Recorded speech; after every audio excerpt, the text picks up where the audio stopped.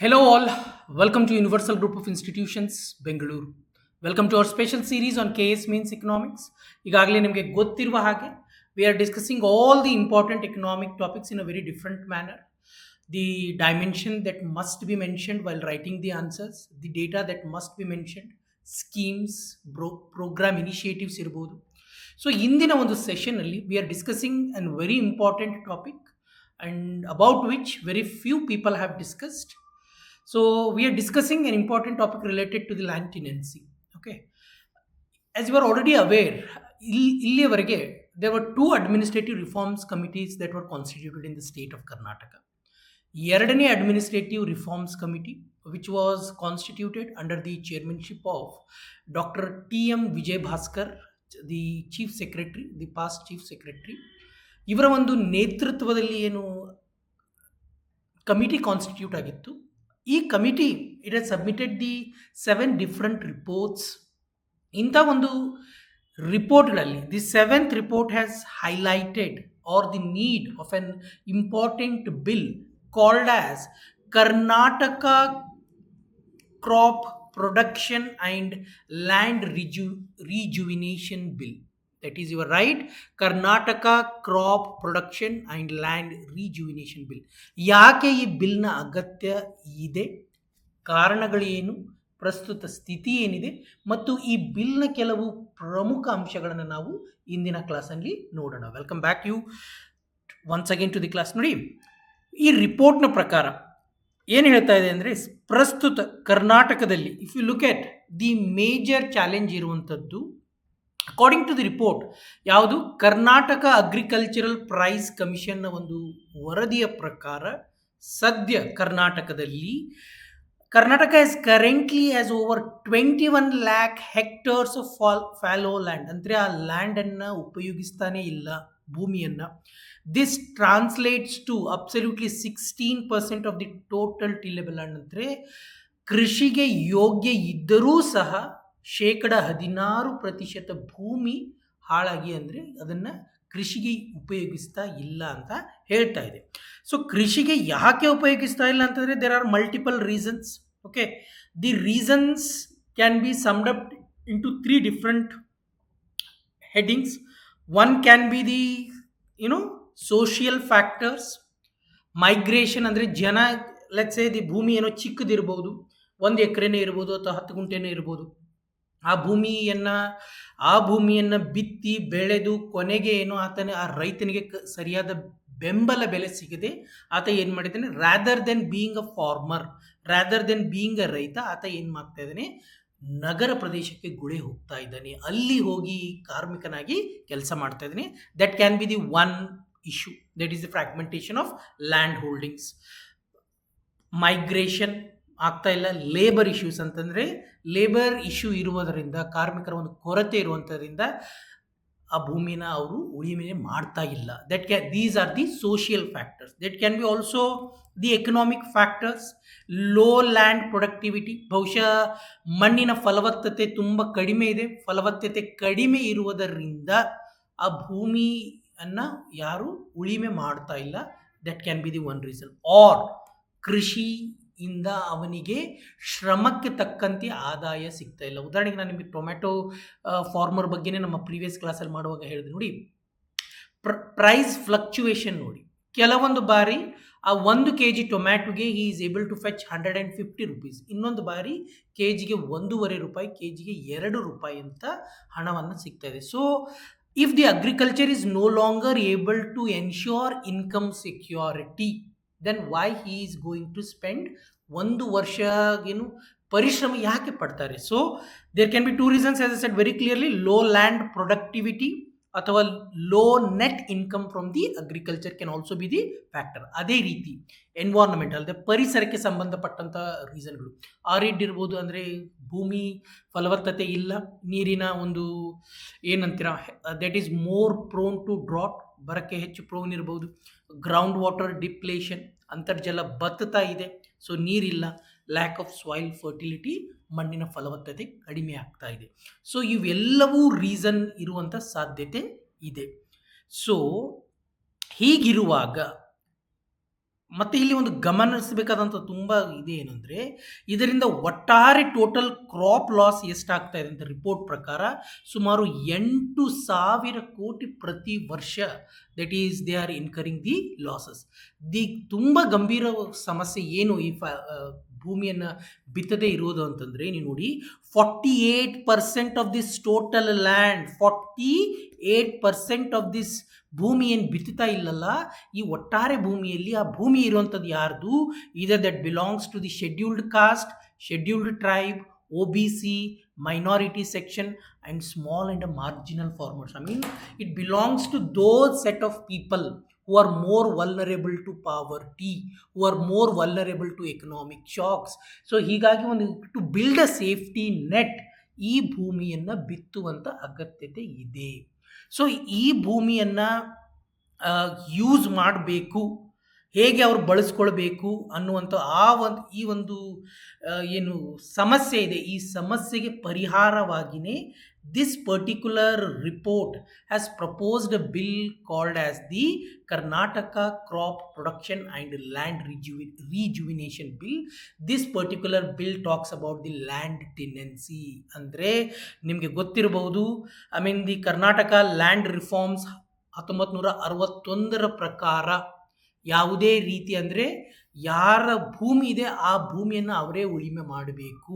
Because you know very clearly what happen during the time of the Devaraja Urs. ಅಂದರೆ ಉಳುವವನೇ ಭೂಮಿಯ ಒಡೆಯ ಅಂದಲ್ಲಿ ಇಲ್ಲಿ ಲ್ಯಾಂಡ್ ಟಿಲ್ಲಿಂಗ್ ಅಥವಾ ಟೆನೆನ್ಸಿ ಅಂದರೆ ಭೂಮಿಯನ್ನು ಬೇರೆಯವರಿಗೆ ಏನು ಕರ ಮಾಡಿ ನೀವು ಕೊಡುವಂತಿಲ್ಲ. ಆ ರೀತಿ ಕೊಟ್ಟಲ್ಲಿ because that is illegal according to the Karnataka land reforms act of 1961. Because ಇಲ್ಲಿ ಲ್ಯಾಂಡ್ ಲೀಸಿಂಗ್ ಅನ್ನುವಂಥ ಕಾನ್ಸೆಪ್ಟೇ ಇಲ್ಲವೇ ಇಲ್ಲ. Land leasing is illegal in the state of Karnataka. So this particular bill ಏನು ಹೇಳ್ತಾ ಇದೆ, this particular bill is asking to make land ಲೀಸಿಂಗನ್ನು legal ಮಾಡಿ ಅಂತ ಹೇಳ್ತಾ ಇದೆ. ಸೊ ಅದರಿಂದ ಆಗುವಂಥ ಏನು ಪಾಸಿಟಿವ್ ಆಸ್ಪೆಕ್ಟ್ಸ್ ಏನು ಅಥವಾ ಪಾಸಿಟಿವ್ ಇಂಪ್ಯಾಕ್ಟ್ ಏನು, ಒಂದೇನಾಗುತ್ತೆ, ರೂರಲ್ ಎಕನಾಮಿಕ್ ಗ್ರೋತ್ ಆಗುತ್ತೆ. ಬಿಕಾಸ್ ಭೂಮಿ ಏನಾಗಿದೆ, ಭೂಮಿ ಅದೇ ರೀತಿ ಹಾಳು ಬೀಳ್ತಾ ಇದೆ. ಹಾಳು ಬೀಳೋ ಬದಲಾಗಿ ಆ ಭೂಮಿಯನ್ನು ಬಿತ್ತಿದ್ದಲ್ಲಿ it is going to lead to the increase in the income. That is one. Agricultural efficiency ಬೆಳೆಯುತ್ತೆ. ನೋಡಿ, ಯಾರೋ ಒಬ್ಬ ಭೂ ಕಾರ್ಮಿಕಾಗಿ ಬೇರೆ ಕಡೆ ವರ್ಕ್ ಮಾಡೋದಕ್ಕಿಂತ ಬದಲಾಗಿ ಏನು ಲ್ಯಾಂಡ್ ಲೀಸ್ಗೆ ಹಾಕಿದ್ದಲ್ಲಿ ಆ ಭೂಮಿಯನ್ನು ಬಿತ್ತುತ್ತಾರೆ. ಸೊ ಅಗ್ರಿಕಲ್ಚರ್ ಮಣ್ಣಿನ ಫಲವತ್ತತೆ ಜಾಸ್ತಿ ಆಗುತ್ತೆ, ಎಫಿಷಿಯೆಂಟ್ ಲ್ಯಾಂಡ್ ಯೂಸ್. ಸೊ ಅದೇ ರೀತಿ ಹಾಳು ಬೀಳೋದಕ್ಕಿಂತ at least the land is going to produce the product ಅಂತ ಹೇಳ್ಬೋದು. ಅಗ್ರಿಕಲ್ಚರ್ ಆಗ್ತಾ ಇದೆ ಆ ಲ್ಯಾಂಡಲ್ಲಿ ಅಂದರೆ it is going to generate what food. So it is ultimately is going to ensure the food security. ನೋಡಿ, ಇದು ಮಾಡೋದ್ರಿಂದ ಏನಾಗುತ್ತೆ, ನೀವು ಏನು ಲ್ಯಾಂಡ್ ಲೀಸಿಂಗನ್ನು ಲೀಗಲ್ ಮಾಡೋದ್ರ ಮೂಲಕ ಏನಾಗುತ್ತೆ ಅಂದರೆ, ಯಾರು ಈಗ ಸದ್ಯ ಏನಾಗ್ತಾ ಇದೆ, ಲ್ಯಾಂಡ್ ಲೀಸಿಂಗ್ ಈಗ ಜನ ಮಾಡ್ತಾ ಇದ್ದಾರೆ, but that is informal. That is ಏನು ಒಂದು ಒಡಂಬಡಿಕೆ ಆಗ್ತಾ ಇದೆ. ಆ ಒಡಂಬಡಿಕೆ ಮೂಲಕ still people are cultivating that particular land. ಅದೇ ಲ್ಯಾಂಡನ್ನು ಒಬ್ಬ ಬೇರೆಯವರು ಕಲ್ಟಿವೇಟ್ ಮಾಡ್ತಾ ಇದ್ರೆ, ಹಿಡುವಳಿದಾರರು ಕಲ್ಟಿವೇಟ್ ಮಾಡ್ತಾ ಇದ್ದರೆ, ಸರ್ಕಾರದ ಯಾವುದೇ ಒಂದು ಫಲ ಇರಬಹುದು, ಅದು ಆ ಲ್ಯಾಂಡ್ ಓನರ್ಗೆ ಹೋಗುತ್ತೆ ಹೊರತು ಆ ಲ್ಯಾಂಡನ್ನು ಕಲ್ಟಿವೇಟ್ ಮಾಡುತ್ತಿರುವಂಥ ಹಿಡುವಳಿದಾರರಿಗೆ ಹೋಗಲ್ಲ. ಒಂದು ವೇಳೆ ನೀವು ಲ್ಯಾಂಡ್ ಲೀಸಿಂಗನ್ನು ಲೀಗಲ್ ಅಂತ ನೀವೇನಾದರೂ ಪರಿಗಣಿಸಿದ್ದಲ್ಲಿ ಸರ್ಕಾರದ ಎಲ್ಲ ಫಲಗಳು ಆ ಲ್ಯಾಂಡನ್ನು ಬಿತ್ತುತ್ತಿರುವಂತಹ ಒಬ್ಬ ವ್ಯಕ್ತಿಗೆ ಹೋಗುತ್ತೆ. ಸೊ ಅವಾಗ ಏನಾಗುತ್ತೆ, ಸೊ ಈಗ ಸದ್ಯ ವಾಟ್ ಈಸ್ ಹ್ಯಾಪ್ನಿಂಗ್ ಕರೆಂಟ್ಲಿ, ನಾನು ಭೂಮಿಯನ್ನು ಬಿತ್ತುತ್ತಾ ಇದ್ದೀನಿ, ಈ ಭೂಮಿ this belongs to somebody else. ನನಗೆ ಈ ಭೂಮಿಯನ್ನು ಬಿತ್ತಲು ಏನಾದರೂ ಹಣದ ಅಗತ್ಯ ಇದ್ದಲ್ಲಿ I am not able to go and ask for a bank, because ಬ್ಯಾಂಕ್ನ ಪ್ರಕಾರ bank ask for a document, but ಆ ಭೂಮಿ ನಂದಲ್ಲ. ಸೊ ನಂದಲ್ಲ ಅಂದಮೇಲೆ bank is not going to grant me a loan. ಅದೇ ರೀತಿ ಸರ್ಕಾರದ ಸಬ್ಸಿಡಿಗಳಿರ್ಬೋದು. ಉದಾಹರಣೆಗೆ ನಮ್ಮ ಸೆಂಟ್ರಲ್ ಗೌರ್ಮೆಂಟ್ ಸ್ಕೀಮೇ ತಗೊಳ್ಳಿ, where government is giving 6,000 rupee every year, ಅದಕ್ಕೆ ಕೂಡ ನಾನು ಅರ್ಹನಲ್ಲ. So if you start recognizing all these things, automatically ಏನಾಗುತ್ತೆ, ಕ್ರಾಪ್ ಲೋನ್ ಇರ್ಬೋದು, ಇತರೆ ಸರ್ವಿಸಸ್ ಇನ್ ಸಬ್ಸಿಡೀಸ್ ಇರ್ಬೋದು, ಅಥವಾ ಡಿಸಾಸ್ಟರ್ ರಿಲೀಫ್ ಅಂದರೆ ಈಗ ಚಂಡಮಾರುತ ಎಲ್ಲ ಬಂದಾಗ ಬೆಳೆ ನಾಶ ಆಗುತ್ತೆ. ಬೆಳೆ ನಾಶ ಆದಾಗ ಅದರ ಫಲ ಯಾರಿಗೆ ಹೋಗ್ತಾ ಇದೆ? That is going to the land owner, not to the individual who is tilling that particular land ಅಂತ ಹೇಳ್ಬೋದು. ಸೊ ಈ ಎಲ್ಲ ಒಂದು ಕಾರಣದಿಂದ ಈಗೇನಾಗುತ್ತೆ, ನೀವು ರಿಕಗ್ನೈಸ್ ಮಾಡಿದ್ರಿ ಆದಾಗ ಕ್ರಾಪ್ ಲೋನ್ ಅವನಿಗೆ ಸಿಗ್ಬೋದು ಬ್ಯಾಂಕಿಂದ. ಡಿಸಾಸ್ಟರ್ ಆದಲ್ಲಿ ಡಿಸಾಸ್ಟರ್ ರಿಲೀಫ್ ಫಂಡ್ ಸಿಗ್ಬೋದು. ಸರ್ಕಾರ ಕೊಡುವಂಥ ಎಲ್ಲ ಸಬ್ಸಿಡಿಗಳು, ಸಹಾಯಧನಗಳು ಸಿಗುತ್ತೆ. ಇತರೆ ಸಪೋರ್ಟ್ ಸರ್ವಿಸಸ್ ಏನು ನಮ್ಮ ಇನ್ಶೂರೆನ್ಸ್ ಅಮೌಂಟ್ಸ್ ಇರ್ಬೋದು, ಅಂಥವೆಲ್ಲವನ್ನು ಕೂಡ ಇದನ್ನು ಅವರಿಗೆ ಸಿಗುತ್ತೆ. So let us quickly look at the provisions of this particular agree bill. First and foremost, the objectives of this agree bill ಅಂತ ನೀವು ನೋಡಿದಲ್ಲಿ, what is the objective ನಾವು ಸ್ಪಷ್ಟವಾಗಿ ಹೇಳಿದಾಗ, utilization of 21 lakh hectares of fallow land, that is a 16% of Karnataka's cultivable land. ಒಂದು, it is going to boost the agricultural productivity, ಉತ್ಪಾದಕತೆಗೆ ಒಂದು ಮಹತ್ವವಾದಂಥ ಒಂದು ಗಣನೀಯ ಏರಿಕೆಯನ್ನು ಕಾಣ್ತೀವಿ. It provide a legal framework. ಈಗಲೂ ಕೂಡ ಲ್ಯಾಂಡ್ ಲೀಸಿಂಗ್ ಆಗ್ತಾ ಇದೆ, ಬಟ್ ಅದು ಇಲ್ಲೀಗಲ್, ಅನೌಪಚಾರಿಕವಾಗಿ ಏನಾಗ್ತಾ ಇದೆ, ಒಂದು ಒಡಂಬಡಿಕೆಯ ಮೂಲಕ people still are tilling the somebody else land. Increase the financial security, because ಸರ್ಕಾರದಿಂದ ಬರುವಂಥ ಒಂದು ಏನು ಸಬ್ಸಿಡಿಗಳು ಇದ್ದಾವೆ ಅವೆಲ್ಲವೂ ಅವರಿಗೆ ಸಿಗುತ್ತೆ. It is also going to encourage the rural employment. ನಗರಕ್ಕೆ ಹೋಗಿ ಗುಳೆ ಹೋಗೋದಕ್ಕಿಂತ ಆ ಗ್ರಾಮೀಣ ಭಾಗದಲ್ಲಿ ಅವನಿಗೆ ಏನೋ ಒಂದು ಉದ್ಯೋಗವನ್ನು ಸೃಷ್ಟಿ ಮಾಡಲಾಗುತ್ತೆ. So second, as I said very clearly, ಈ ಬಿಲ್ ಏನು ಮಾಡುತ್ತೆ, ಲ್ಯಾಂಡ್ ಲೀಸಿಂಗನ್ನು ಲೀಗಲ್ ಆಗಿ ಪರಿಗಣಿಸ್ತಾ ಇದೆ. ಇದಕ್ಕೋಸ್ಕರ ಏನು ಮಾಡಬೇಕಾಗುತ್ತೆ, ಇಟ್ ನೀಡ್ಸ್ ಟು ತಿದ್ದುಪಡಿ ಮಾಡಬೇಕು ಕರ್ನಾಟಕ ಲ್ಯಾಂಡ್ ರಿಫಾರ್ಮ್ಸ್ ಆ್ಯಕ್ಟ್ 1961ಗೆ. ಈಗ ಸದ್ಯ ಪ್ರಸ್ತುತ ಚಾಲ್ತಿಯಲ್ಲಿರುವಂತಹ ಏನು ರೆಸ್ಟ್ರಿಕ್ಷನ್ಸ್, ಏನು ನಿರ್ಬಂಧನೆಗಳನ್ನು ವಿಧಿಸಲಾಗಿದೆ ಲ್ಯಾಂಡ್ ಲೀಸಿಂಗ್ಗೆ, ಅದೆಲ್ಲವನ್ನು ತೆಗೆದುಹಾಕಬೇಕು. So what is the scope and applicability of this law? This law applies to only to the privately owned revenue land. Privately owned, ಖಾಸಗಿ ಒಡೆತನದಲ್ಲಿರುವಂಥ ಒಂದು ರೆವಿನ್ಯೂ ಲ್ಯಾಂಡಿಗೆ ಮಾತ್ರ ಅಪ್ಲಿಕೇಬಲ್ ಇರುತ್ತೆ. ಇತರೆ ಲ್ಯಾಂಡ್ಗಳಾದಂತಹ ಗೋಮಾಳ ಇರ್ಬೋದು, ಖರಾಬ್ ಲ್ಯಾಂಡ್ ಇರ್ಬೋದು, ಇನಾಮ್ ಲ್ಯಾಂಡ್ ಇರ್ಬೋದು, ಅಥವಾ ಎನ್ಕ್ರೋಚ್ಡ್ ಲ್ಯಾಂಡ್, ಅಥವಾ land which is under the dispute, ವಿವಾದದಲ್ಲಿರುವಂಥದ್ದು, ಅಥವಾ ಫಾರೆಸ್ಟ್ ಲ್ಯಾಂಡ್ ಇರುವಂಥದ್ದು, ಈ ಲ್ಯಾಂಡ್ಗಳಿಗೆ ಈ ಲಾ ಏನಾಗುತ್ತೆ, ಅಪ್ಲಿಕೇಬಲ್ ಆಗುವುದಿಲ್ಲ. ಸೊ ಕೀ ಸ್ಟೇಕ್ ಹೋಲ್ಡರ್ಸ್ ಯಾರು ಈ ಲಾನ ಪ್ರಕಾರ? ಒಂದು lesser, another one is the lessee, ಅಂದರೆ ಲ್ಯಾಂಡ್ ಓನರ್, ಭೂಮಿಯ ಒಡೆಯ, ಇನ್ನೊಬ್ಬ ಭೂಮಿಯನ್ನು ಬಿತ್ತುತ್ತಿರುವಂತಹ ರೈತ. ಏನು ಹೇಳ್ತಾರೆ, ಎನಿ ಪ್ರೈವೇಟ್ ಲ್ಯಾಂಡ್ ಓನರ್, ಯಾರೇ ಇರಲಿ ಅದು, any private land owner in Karnataka who owns agricultural land is free from ಯಾವುದೇ ರೀತಿಯಂತ ಲೀಗಲ್ ಡಿಸ್ಪ್ಯೂಟ್ ಇಲ್ಲದೆ ಆತ ತನ್ನ ಭೂಮಿಯನ್ನು ಅವರಿಗೆ ಕೊಡಬಹುದು. ಇಟ್ ಎಕ್ಸ್ಕ್ಲೂಡ್ಸ್, ಇದು ಯಾರಿಗೆ ಅಪ್ಲಿಕೇಬಲ್ ಆಗಲ್ಲ ನೋಡ್ತೀವಿ ಸ್ಪಷ್ಟವಾಗಿ, ಕಾರ್ಪೊರೇಷನ್ಸ್, ಪಾರ್ಟ್ನರ್ಶಿಪ್ ಫರ್ಮ್, LLPಗಳು, ಲಿಮಿಟೆಡ್ ಲಯಬಿಲಿಟಿ ಕಂಪ್ನಿಗಳು, ಪಾರ್ಟ್ನರ್ಶಿಪ್ಗಳು, ಕೋಆಪರೇಟಿವ್ ಸೊಸೈಟಿಗಳು, ಇವರ ಒಡೆತನದಲ್ಲಿರುವಂಥ ಲ್ಯಾಂಡ್ಗಳಿಗೆ ಇದು ಅಪ್ಲಿಕೇಬಲ್ ಆಗುವುದಿಲ್ಲ. ಯಾರು ಆಗ್ಬೋದು ಲೆಸ್ಸಿ, ಯಾರು ಭೂಮಿಯನ್ನು ಬಿತ್ತಬಹುದು? Any individual farmer who is ready. Self help ಗ್ರೂಪ್ಸ್ಗಳಿರ್ಬೋದು, ಜಾಯಿಂಟ್ ಲಯಬಿಲಿಟಿ ಗ್ರೂಪ್ಸ್ಗಳಿರ್ಬೋದು, ಕಾರ್ಪೊರೇಷನ್ಸ್ ಇರ್ಬೋದು, ಫರ್ಮ್ಸ್ ಇರ್ಬೋದು, ಅಥವಾ ನಾನ್ ಫಾರ್ಮರ್ ಗ್ರೂಪ್ಸ್, ಇವರು ಯಾರೂ ಕೂಡ ಏನು ಅಂದರೆ ಎಲಿಜಿಬಲ್ ಅಲ್ಲ ಅಂತ ಸ್ಪಷ್ಟವಾಗಿ ನೀವು ತಿಳ್ಕೋಬೇಕು.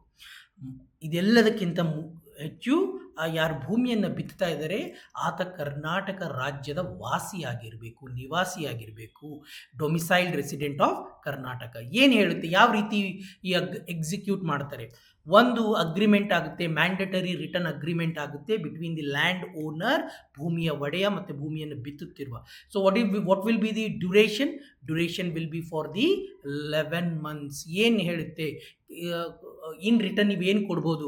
Can be paid in a cash, ಹಣದ ಮೂಲಕ ಸಂದಾಯ ಮಾಡ್ಬೋದು, ಇಲ್ಲ ಒಟ್ಟಾರೆ ಕ್ರಾಪ್ದ ಒಂದು ಇಳುವರಿ ಏನು ಬರುತ್ತೆ ಆ ಇಳುವರಿಯಲ್ಲಿ ಭಾಗ ಮಾಡ್ಕೋಬೋದು, ಅಥವಾ combination of those can also be happen. ಈಗ ನೋಡಿ, ಇದು very important, it must be counter signed by the revenue inspector. It talks about a very important role for this revenue inspector. ಇದಲ್ಲದೆ will be updated in a FRUITS database. ಏನಿದು FRUITS database? Can you see here very clearly? Farmers registration and unified beneficiary information system. ಇದು ಕರ್ನಾಟಕ ಸರ್ಕಾರ ಅಂದರೆ ರೈತರಿಗೆ ನೇರ ಲಾಭ ಹಸ್ತಾಂತರ, ರೈತರಿಗೆ ಏನು ಸಿಂಗಲ್ ಡೇಟಾಬೇಸ್ ಮಾಡಿರುವಂಥ ಒಂದು ವ್ಯವಸ್ಥೆ ಇದು. ಸೊ ಅಲ್ಲಿ ರಿಜಿಸ್ಟರ್ ಆಗಲೇಬೇಕು. And it does not guarantee ownership rights to the ಭೂಮಿಯನ್ನು ಬಿತ್ತುತ್ತಿರುವವನಿಗೆ ಲ್ಯಾಂಡ್ ರೈಟ್ಸನ್ನು ಇದು ಕೊಡುವುದಿಲ್ಲ. Look at the some of the responsibilities very quickly. Right to lease out the agricultural land. Number 1, lease ಕೊಡ್ಬೋದು. Right to receive rent in cash. No risk of land transfer, because ಯಾಕಂದರೆ ಸದ್ಯ ನೀವು ಈ 16% ಏನು ನನ್ನ ಲ್ಯಾಂಡ್ ಹಾಗೆ ಬಿದ್ದೆ ಅಂತ ಹೇಳಿದ್ರೆ ರೀಸನ್ ಏನು ಅಂತಂದರೆ ಜನರಲ್ಲಿ ಒಂದು ಭಯ ಇದೆ. ಈ ಭೂಮಿಯನ್ನು ನಾನು ಬೇರೆಯವರಿಗೆ ಕರಕ್ಕೆ ಕೊಟ್ಟಲ್ಲಿ, ಆ ಭೂಮಿಯನ್ನು 2 ವರ್ಷ ಬಿತ್ತಿದ್ದಲ್ಲಿ ಆತನೇ ಭೂಮಿ ಒಡೆಯ ಆಗಬಹುದು ಅಂತ ಒಂದು ಭಯ ಇದೆ. ಸೊ ಆ ಭಯದ ನಿವಾರಣೆ ಆಗುತ್ತೆ ಇಲ್ಲಿ. Rights to reclaim the land after the agreement end ಅಥವಾ ಲೀಸ್ ಎಂಡ್ ಆದಮೇಲೆ. ಈ ಭೂಮಿಯನ್ನು ಬಿತ್ತುತ್ತಿರುವವನಿಗೆ ವಾಟ್ ಆರ್ ದ ಹಕ್ಕುಗಳಂತ ನೋಡಿ. Right to cultivate the lease land. Number 1, crop loan ತೊಗೋಬೋದು ಬ್ಯಾಂಕಿಂದ. ಫರ್ಟಿಲೈಸರ್ ಆ್ಯಂಡ್ ಎಲೆಕ್ಟ್ರಿಸಿಟಿ ಸಬ್ಸಿಡೀಸ್ ಈಗ ಸದ್ಯ ಸಿಗ್ತಾ ಇಲ್ಲ. Disaster relief and insurance, MSP procurement, ಕನಿಷ್ಠ ಬೆಂಬಲ ಬೆಲೆ, ಮತ್ತು ಸರ್ಕಾರದ ಇತರ ಬೆನಿಫಿಟ್ಗಳು ಆತನಿಗೆ ಹೋಗುತ್ತೆ. ಇದಲ್ಲದೆ ದೇರ್ ಆರ್ ಸಮ್ ರೆಸ್ಪಾನ್ಸಿಬಿಲಿಟೀಸ್, ಬಾಧ್ಯತೆಗಳು. ಏನು? ಮೇಂಟೈನ್ ದಿ ಸಾಯಿಲ್ ಫರ್ಟಿಲಿಟಿ, ಮಣ್ಣಿನ ಫಲವತ್ತತೆ ಕಾಯ್ಕೊಳ್ಬೇಕಾದದ್ದು ಭೂಮಿಯನ್ನು ಬಿತ್ತುತ್ತಿರುವಂಥವ್ರು. Prevent the ground water depletion. Ensure no permanent damage is done to the land. At the same time cannot construct any permanent structures without the return permission. ಇಲ್ಲದೆ ಯಾವುದೇ ರೀತಿಯಾದಂತಹ ಒಂದು ಕಾಯಂ ಸ್ಟ್ರಕ್ಚರ್ಗಳನ್ನು ಅಲ್ಲಿ ನಿರ್ಮಾಣ ಮಾಡುವಂತಿಲ್ಲ. And moreover must return the land to the owner once the lease expiry ಆಗುತ್ತೆ. ಏನಾದರೂ ವಿವಾದ ಆದಲ್ಲಿ ಈ ವಿವಾದದ ಬಗೆಹರಿಯುವಿಕೆ ಯಾವ ರೀತಿ? That is the dispute resolution. ನೋಡಿ, dispute resolution mediation must be done by the RI revenue inspector. ಇಲ್ಲಿಂದ ನಿಮಗೆ ಏನಾದರೂ ಸ್ಯಾಟಿಸ್ಫೈ ಆಗಿಲ್ಲ ಅಂದರೆ you can always go to the tahsildar. ಅಲ್ಲಿಂದ appeal will be assistant commissioner or sub divisional magistrate. ಕೊನೆಯಲ್ಲಿ state level tribunal ಇರುತ್ತೆ. ಇವುಗಳ ಒಂದು ಡಿಸ್ಪ್ಯೂಟ್ನ ನ್ಯಾಯಮಂಡಳಿಯನ್ನು ಸ್ಥಾಪನೆ ಮಾಡಲಾಗುತ್ತೆ. ಇವುಗಳ ಒಂದು ಏನು ವಿವಾದದ ಒಂದು ಇತ್ಯರ್ಥಕ್ಕಾಗಿ the tribunal will be led by a retired high court judge. And the tribunal ಕೊಡುವಂಥ ಒಂದು ಜಡ್ಜ್ಮೆಂಟ್ ಏನಿರುತ್ತೆ, ಡಿಸಿಷನ್ ಏನಿರುತ್ತೆ, that will be final and binding. No jurisdiction of civil court. ಯಾವುದೇ ರೀತಿಯಾದಂಥ ಬೇರೆ ಸಿವಿಲ್ ಕೋರ್ಟಿಗೆ ಇದು ಹೋಗುವಂತಿಲ್ಲ ಕೇಸ್ಗಳು. Revenue department should be the nodal agency to implement this. Revenue inspectors maintain the digital register of land owners willing to, ಯಾರು ಭೂಮಿಯನ್ನು ಏನು ಕರಕ್ಕೆ ಕೊಡೋದಕ್ಕೆ ರೆಡಿ ಇದ್ದಾರೆ, and also the farmers who are ready to ಭೂಮಿಯನ್ನು ಬಿತ್ತುವುದಕ್ಕೆ ಆನ್ಲೈನ್ ಪೋರ್ಟಲನ್ನು ಕೂಡ maintain ಮಾಡ್ತೀವಿ. ಇದರಿಂದ ಆಗುವಂಥದ್ದೇನು? ವಾಟ್ ಆರ್ ದ ಯಾಕೆ ಬೇಕು ಇದು? First one, security of tenure. ಈಗೇನಾಗ್ತಾ ಇದೆ, ನೀವು ಲೀಗಲಿ ಇದನ್ನು ರೆಕಗ್ನೈಸ್ ಮಾಡ್ತಾ ಇಲ್ಲ. ಆತನಿಗೆ ಮನಸ್ಸಿಗೆ ಬಂದಂತೆ ಏನು ಅಂದರೆ ಆತನನ್ನು ಭೂಮಿಯಿಂದ ಎವಿಕ್ಟ್ ಮಾಡ್ತಾ ಇದ್ದಾರೆ. So there is no security of tenure. Security of tenure will be guaranteed. Access to credit bank ಅವ್ರು ಕೊಡಲ್ಲ. The reason being it is not recognised legally ಅಂತ ಹೇಳಿದೆ. ಇನ್ಕ್ರೀಸ್ಡ್ ಎಂಪ್ಲಾಯ್ಮೆಂಟ್, ಏನು ಭೂಮಿಗೆ ಮೈಗ್ರೇಷನ್ ಹೋಗ್ತಾ ಅಂಥದ್ದೆಲ್ಲ ಕಡಿಮೆ ಆಗುತ್ತೆ. ಲ್ಯಾಂಡ್ ಓನರ್ಗೆ ಏನಾಗುತ್ತೆ, ಲೀಗಲ್ ಪ್ರೊಟೆಕ್ಷನ್ ಇದೆ ಹೇಳಿದೆ. ಭಯ, ಈಗ ಸದ್ಯ ಭಯ ಇದೆ, ಆ ಭಯ ಇರೋದಿಲ್ಲ. ಈ ಕ್ಯಾನ್ ಅರ್ನ್ ದಿ ರೆಂಟಲ್ ಇನ್ಕಮನ್ನು ಅರ್ನ್ ಮಾಡ್ಬೋದು. There is no risk of land grab. ಯಾರು ಕೂಡ ಇದನ್ನು ಮಾಡಲ್ಲ. ಸೊ ಫೈನಾನ್ಷಿಯಲ್ ಇನ್ಸ್ಟಿಟ್ಯೂಷನ್ಗಳಿಗೂ ಇದರಿಂದ ಕೆಲವೊಂದು ಉಪಯೋಗ ಇದೆ. ಏನು ಅಂದರೆ there is a clear legal framework. ಇಲ್ಲಿವರೆಗೂ ಈ ಏನು ಲ್ಯಾಂಡ್ ಲೀಸ್ಗೆ ಹಾಕ್ಕೊಂಡು ಭೂಮಿಯನ್ನು ಬಿತ್ತವರಿಗೆ ಇವರು ಲೋನನ್ನು ಕೊಡ್ತಾ ಇರಲಿಲ್ಲ. ಅಗ್ರಿಕಲ್ಚರಲ್ ಇನ್ವೆಸ್ಟ್ಮೆಂಟ್ ಜಾಸ್ತಿ ಆಗುತ್ತೆ. ಅಲ್ಟಿಮೇಟ್ಲಿ ಫಾರ್ ದಿ ಸರ್ಕಾರಕ್ಕೆ ಏನು ಫುಡ್ ಸೆಕ್ಯೂರಿಟಿ, ಆಹಾರ ಭದ್ರತೆಯನ್ನು ನೀವು ಎನ್ಶ್ಯೂರ್ ಮಾಡ್ಬೋದು. Efficient use of the fallow ಲ್ಯಾಂಡನ್ನು ಕೂಡ ಎನ್ಶ್ಯೂರ್ ಮಾಡ್ಬೋದು. At the same time equity, ensure the fair distribution of subsidies and benefits. Because ಸ್ಪಷ್ಟವಾಗಿ ನೋಡಿ, ಸಬ್ಸಿಡಿ ನಾನು ನಿಮಗೆ ಪ್ರೀವಿಯಸ್ ಕ್ಲಾಸಲ್ಲಿ ಮಾಡೋಗ್ಲೂ ಹೇಳಿದೆ with regard to the subsidies. ನೋಡಿ, subsidies plays a very important role. ಒಂದು ಧನಾತ್ಮಕವಾದಂಥ ಪರಿಣಾಮವನ್ನು ಬೀರುವಂಥ ಶಕ್ತಿ ಇದೆ. ಪ್ರೊವೈಡೆಡ್ ದ್ಯಾಟ್ ಯಾರಿಗೆ ಅದು ಸಬ್ಸಿಡಿ ಬೇಕು ಅವರಿಗೆ ಆ ಸಬ್ಸಿಡಿ ಮುಟ್ಟಿದ್ದಲ್ಲಿ it is going to have the positive impact. Otherwise it is going to create an unnecessary financial burden on the government's exchequer. So that's it. ಈ ಒಂದು ಪರ್ಟಿಕ್ಯುಲರ್ ಸೆಷನಲ್ಲಿ remember this happens to be a very important topic. This particular bill talks about recognizing land leasing ಏನಿದೆ ಅಲ್ಲ ಅದನ್ನು legal ಆಗಿ recognise ಮಾಡಬೇಕು ಅಂತ this particular bill talks about. Do like, do share, do subscribe this channel, and if you have any concern, do let us know in the comment section. Thank you.